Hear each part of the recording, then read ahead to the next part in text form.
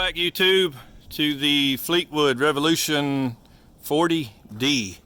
Today we're going to talk about inverters. And we have a Xantrex. I'm going to show it to you underneath here.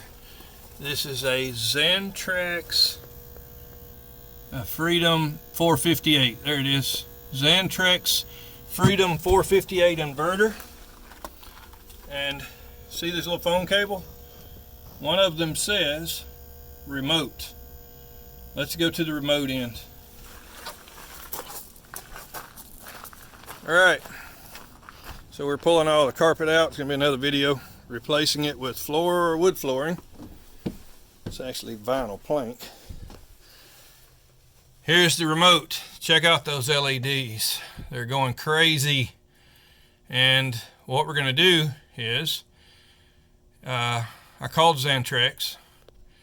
I called several people that were supposed to be Xantrex certified service centers. And one of the people told me I should take the RV back to the person I bought it from and tell them that they needed to fix this. Well, that's not really an option. I bought it 500 miles away from home, and I knew this was an issue when I bought it. I called Xantrex finally after 2 service centers couldn't help me. I called Xantrex direct, and they are wonderful people. Thumbs up for Xantrex. You know, they're not supposed to support things that are old and out of date.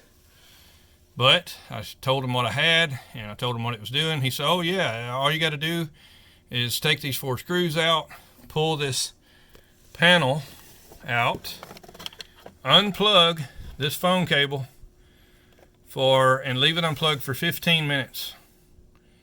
And then plug it back in, and it should reset the remote and all those lights will go away. Well, I'm going to pause the video and we're going to try that.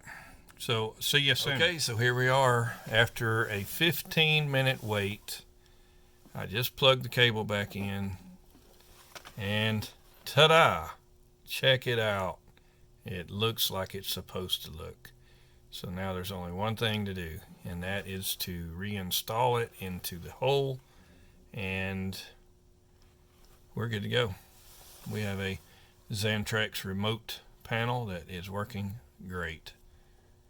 Anyway, hey, if you learned anything, if this helped you in any way, if you enjoyed the video, any of those things above, click the subscribe button. Click on the little bell icon, and